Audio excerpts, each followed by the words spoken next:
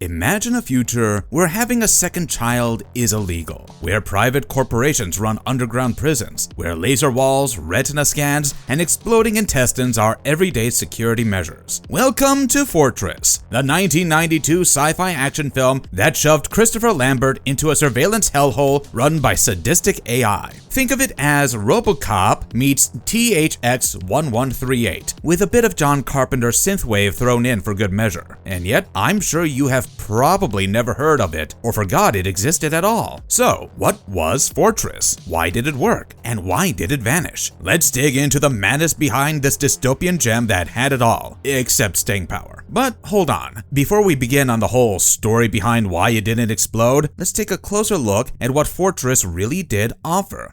Fortress doesn't give you room to breathe. From the first few minutes, you know exactly what kind of ride you're in for. Loud, ruthless, and absolutely soaked in early 90s sci-fi chaos we love. It drops you face first into a world where the future looks less like flying cars and more like an Orwellian horror with lasers. To put it simply, a dystopian future, my friend. Set in the impossibly distant year of 2017, because back in 1992, that sounded futuristic as hell, America has gone full authoritarian with laws so strict they make China's one-child policy look like a suggestion. Couples are allowed one kid. More than one, and that's a federal offense. Doesn't matter if your first kid died. No second tries are allowed. And if you go for another, you're not slapped with a meager fine. Nuh-uh. Instead, you're thrown behind laser grids, deep underground, a privately run mega prison owned by the Mentel Corporation. That's exactly where John Brennick, played by Christopher Lambert, and his wife, Karen, end up. Or, more accurately, where he ends up. Karen's pregnant again, technically breaking the law. So John, an ex-army officer, tries to sneak her across the border into Mexico, where the government doesn't monitor uteruses. A sentence I never thought I would utter someday, but here we are. Anyway, the husband tells her to run for it while he plays bait for the cops. Obviously, he gets caught, thinking she made it out. Spoiler, she didn't. They got her too. But the prison guards keep that nugget of info hidden from him. So now John's locked inside the Fortress. And no, we're not talking about a regular prison with fences and grumpy guards here, something from which Michael Scofield could break out for the nth time, even blindfolded. This was different. To begin with, there were no bars. Instead, the prison had laser walls, surveillance towers that never sleep, body tracking bombs planted inside your gut. Yes, inside your gut, which explodes if you ever step out of line. And yes, it's trademarked, in case you were wondering. Running the show is Z10, an artificial intelligence, floating above the prison like an angry Alexa with more control issues, but speaks with that chirpy female voice every sci-fi movie in the 90s seemed to love. And Zed watches everything. I mean, everything. It monitors dreams and even punishes people for thinking about sex. The thing is wired into everything, from security to punishment. You have mind probes that dig into your brain, and these are rules that you could break without knowing you're breaking them. And all of it is run by a faceless corporation making money off human misery. It's a complete surveillance state with no off switch. At the center of it all is Lambert, who is still basking in the glow of his Highlander spirit. Long hair, that weird calm intensity, and enough screen presence to sell you on the whole dystopian bells and whistles. He plays Brennick like a guy who has already lost everything and has no choice but to fight back. He's a guy trying to survive a system designed to crush him, fighting tooth and nail to keep his wife and unborn baby safe from inside a prison where hope dies fast. And that everyman energy makes the stakes feel a lot more real. You see, the early 90s were a time when the future was terrifying. Techno-paranoia was all the rage, and folks were convinced that corporations and machines were plotting to snatch away our jobs, our rights, and perhaps even our very intestines. Who knew? In the golden age of dystopian sci-fi, Fortress served exactly that. We had already seen Total Recall, which blew our minds with Martian body mods and memory wipes. Robocop 2 gave us corporate carnage. Terminator 2 totally crushed the box office with liquid metal anxiety. In that universe, Fortress was totally on point. The setup works because it hit all the sweet spots that sci-fi enthusiasts were eating up at the time. Corporate tyranny, invasive tech, overpopulation panic, and one man taking on the machine and a wicked AI villain that totally needed needed its own sequel. Amidst the chaos and flashy thrills of a dystopian world, the film manages to stand firm, grounded in a bizarre, gritty reality, and was way bolder than it's often given credit for. And even when it leans into the ridiculous, which it does unapologetically, it still nails the landing because the world feels lived in. The stakes are high, and Lambert plays it all too real. It's not a shiny, perfect future, but more like a tight, suffocating nightmare, just waiting for that one terrible day to burst into reality. And while it didn't get the kind of legacy Total Recall or Robocop did, it absolutely belongs in that family of high-concept dystopian thrillers that had no business being as entertaining as they were. Now, mind you, Fortress was no backyard indie gig either. It had some serious sci-fi royalty in its corner. Producer Rafaela de Laurentiis had already tamed sandworms in Dune and helped swing swords in Conan the Barbarian. She knew her way around weird and fantastical worlds. And the studio, Karolko Pictures, was the one who brought us Terminator 2, Rambo, Basic Instinct. Basically, if it had explosions, blood, or had a cool soundtrack in the early 90s, you can bet they were behind it. Then there's James Cameron's name on this thing. Technically, he is listed as an executive producer, which sounds fancy until you realize that it was just for show and a total marketing jackpot. Cameron was originally involved in the early stages, mostly because Fortress started out as a script for Arnold Schwarzenegger back when Terminator 2 was still loved in theaters. But the project evolved, Arnold moved on, and Cameron, well, he ghosted. However, his name stayed though, probably to give the film a whiff of T2 style credibility. But if you were hoping for Cameron level pacing, polish, or world building, well, sorry to disappoint you, pal. But Cameron's name did give Fortress a legitimacy boost, winning over both the sci-fi nerds and casual fans, with a resounding cheer. You saw from the studio that brought you Terminator 2 on the VHS box, and you rented it, no questions asked. With such big names associated, you would expect a budget that justified all the laser grids, intestinal bombs, and prosthetics. Well, a modest $12 million, because let's not forget, it wasn't meant to go big from the start. You weren't meant to see Fortress in a tuxedo at the Kodak Theater. It was made for your local video store shelf, weekend rentals, midnight movie marathons, and bored teens in blockbuster aisles. Fortress happened because the world was hungry for dystopia and was made for a generation raised on Reagan-era fear and Schwarzenegger shootouts. Now, I am not claiming that Fortress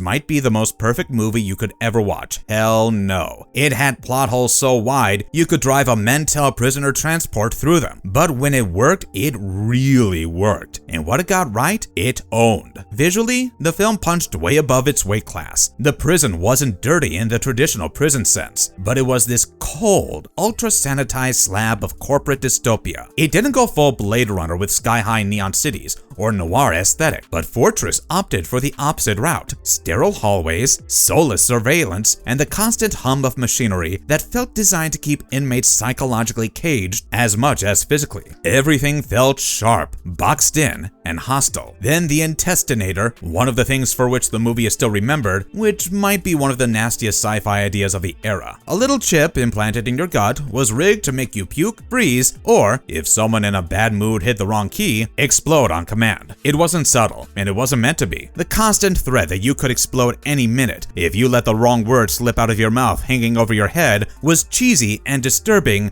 but it didn't matter. You remembered it. What the movie lacked in finesse, it made up for in sheer commitment. It had all that chunky, tactile feel that modern slick sci-fi kind of lacks, and somehow it worked. And then there's Christopher Lambert. Bless his permanently squinty gaze. His John Brennick was an angry, desperate father who was doing everything he could to shield his wife. Lauren Loughlin brought Karen to life, and their dynamic gave the movie a core of actual human stakes. Look, it wasn't sizzling. Their romance wasn't going to move mountains, but that was perfectly fine. This was no Shakespearean drama, just a desperate husband and a wife trying to keep their unborn child safe. And in a movie that had laser grids and intestinal bombs, this little thread made it feel real enough. You believed that these two were in over their heads and clinging to each other for sanity. It gave the audience something to care about while people exploded inside out. Despite being a low to mid-budget budget genre film, Fortress pulled in over 26 million globally. But where it really found its true audience was in the living rooms of people. The kind of movie your older cousin remembered, or that showed up on cable at 1 a.m., sandwiched between Time Cop and Hardware. It became one of those movies you would discover late at night and wonder, hold on, how did I not know about this before? And that's The Legacy. It might not be the most polished film,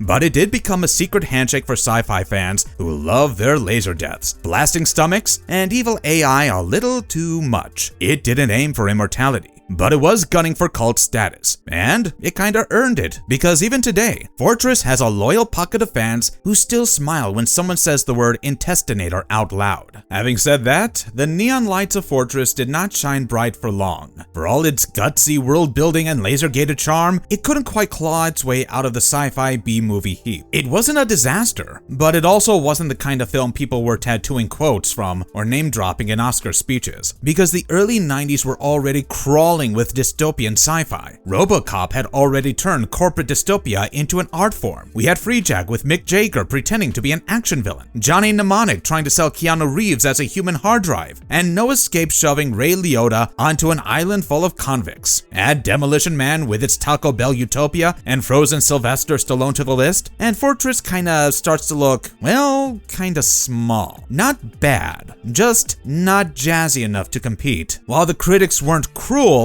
they did appreciate the creepy prison's design and the lo-fi tech, but they had a harder time with the script, and they weren't wrong. The plot was basically Escape from Alcatraz, only with lasers and explosive humans. The villains were cartoonishly evil, even by dystopian standards. The social commentary was there, but barely breathing. And while Lambert gave it his tired-eyed best, his John Branagh wasn't written with much depth beyond angry husband trying to protect pregnant wife. The New York Times called it derivative, but serviceable, which is critics speak for it exists and we saw it. Most reviews praised the world building, then quickly moved on to poke holes in the plot, which really didn't help the case. Unlike other cult favorites that got a second life through critical reevaluation, Fortress never got that break. It didn't push any big conversations or launch any careers. It wasn't so bad it's good, and it wasn't so good it's underrated. Fortress got dumped into the rental market and late night cable slots, and eventually got nudged off the shelf when newer, shinier sci-fi like Hardware and Virtuosity came along. Had it come out 5 years earlier or 5 years later, when nostalgia for 80s style dystopia had just begun, it might have found a stronger foothold. But in '92, sandwiched between Universal Soldier and Freejack, unfortunately it didn't stand a chance. While it did get a 1999 sequel, Fortress 2 Re-Entry, which tried to take the prison break into space, and failed,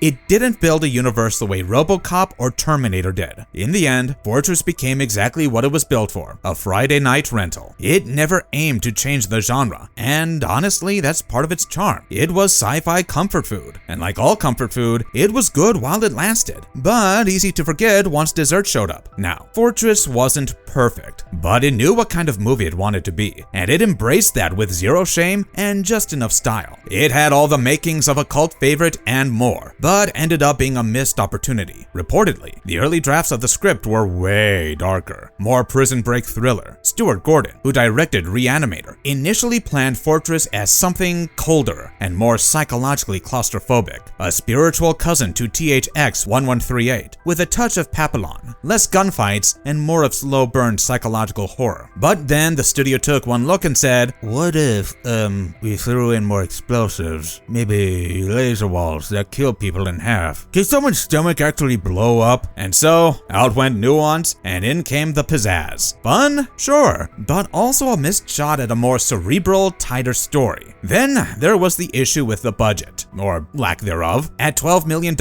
Fortress wasn't exactly broke. They had just enough cash to fake the future, but not enough to make it convincing from every angle. The budget was nowhere near Total Recall. Still, the ambition was undeniable. The team wanted to create a sprawling nightmare facility policed by machines and run by an AI warden with a god complex. But when the cash ran low, so did the execution. You can spot the seams if you squint, or sometimes even if you don't. The underground prison was shot in an old Australian power station. Some of the high-tech prison interiors looked like office cubicles repurposed with a few strobe lights and a handful of cheap FX. And while Gordon and his team worked miracles on a dime, the corners they had to cut are obvious today, especially in HD. The film also went through some serious cuts to get that R rating. Several death scenes in the early drafts were said to be way more intense and graphic, but they were softened to dodge that dreaded NC-17 rating. So, if you think the movie held back in some spots, that's likely the reason. Even the gore had to behave. Without a strong guiding voice, Fortress kinda drifted and couldn't really land anywhere. Basically, too offbeat for the mainstream, too sanitized for a true B-movie cult. In the end, Fortress indeed had the potential to be way cooler, sharper, and downright nastier than what we ended up with. It was supposed to be a claustrophobic, paranoid scream rather than just a popcorn film. But the studio wanted boom boom, cut corners on the budget, and Cameron was off building Titanic. So what we got was a pulpy, entertaining, slightly shaky prison film whose reputation rests more on what almost happened than what actually did. Fortress may not have gone down in sci-fi history with the same firepower as Blade Runner or The Matrix, but let's tip our hats to it. The movie had moxie and left more behind than people realized. Fortress wasn't afraid to poke the bear. It dealt with some pretty heavy themes: government control, authoritarian surveillance, population control, private prisons, all in a tight 95-minute runtime. And sure, the delivery was a little blunt, but the ideas resonate more today than they did in 1992. Now we have real-world debates about over-policing, reproductive rights, tech paranoia, corporate data harvesting, and for-profit incarceration. Fortress wasn't wrong. It was just ahead of its time, and you can see its fingerprints on later films, even if they don't quite credit it. Luc Besson's Lockout, which released in 2012, for instance, lifted the whole escape from a high-tech prison premise and ran with it. WWE's 2007 film, The Condemned,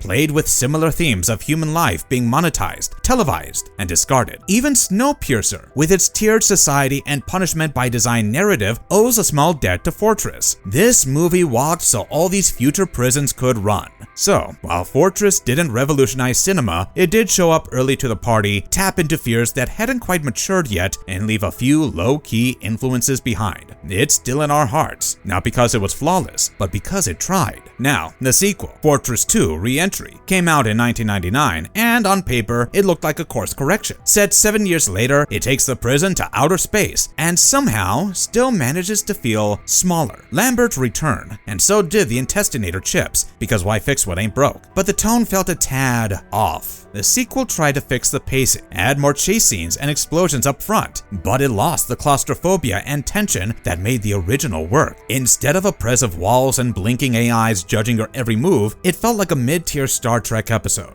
Fans of the original were left feeling pretty bummed, while the critics barely reviewed it, and it disappeared almost immediately. So while Fortress refused to vanish from the hearts of 90s sci-fi junkies, Fortress 2 is more of a curiosity, something you throw on once and wonder, they really went to space with this. Then you go back to rewatching the first one, which, for a dystopian prison film with guts blowing up and 0 awards, is, to be fair, a win. With Fortress not getting its due, we lost a world that could have grown. It had the guts, literally and figuratively, to be something bolder. Only if the studio had taken a few more risks and fewer notes. What we lost wasn't just a better version of the film, but we lost the version that might have made Fortress a thing instead of a fuzzy memory. The movie sparked some real conversation and asked some serious questions. The moral meat left on the table, but no one grabbed a flashlight and dug deeper. And instead, it settled for a few cold one-liners and 1 or 2 cool tech moments. But that's about it. It could have cemented Lambert as the thinking man's action hero of the 90s, a darker, more paranoid alternative to Arnie and Stallone. But Fortress didn't give him much room to stretch. The movie could have put Lambert on the map as a serious sci-fi lead. Unfortunately, it didn't. Fortress did leave us with some cool memories and an awesome synth score, but it also left behind a long list of what-ifs. What if the studio trusted the darker tone?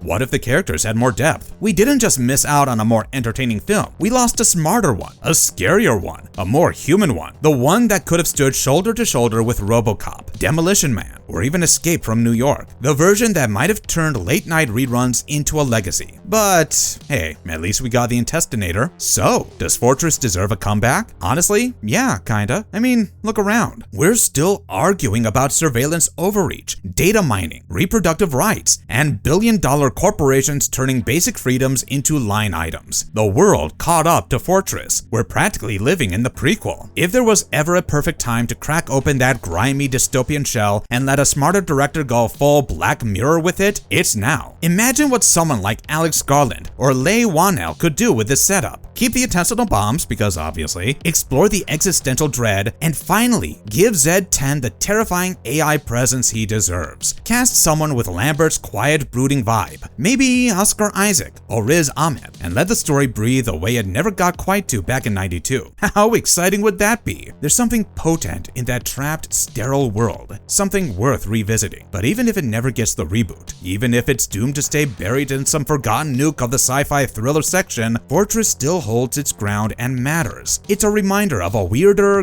gutsier time in genre filmmaking, a movie that aimed high, hit some notes, and left behind the crackle of something more interesting than it got credit for. And you know what? Maybe that's enough. And it's still out there, lurking in bargain bins, streaming services, or maybe some dusty VHS tape in your garage, waiting for someone to remember it existed. Maybe someone to discover late at night on cable and think, wait, this is kinda awesome. Yeah, maybe that's exactly what Fortress deserves. And if you liked our content, don't forget to leave a like and subscribe to us if you haven't already. Have a good one, be safe, and thanks everyone.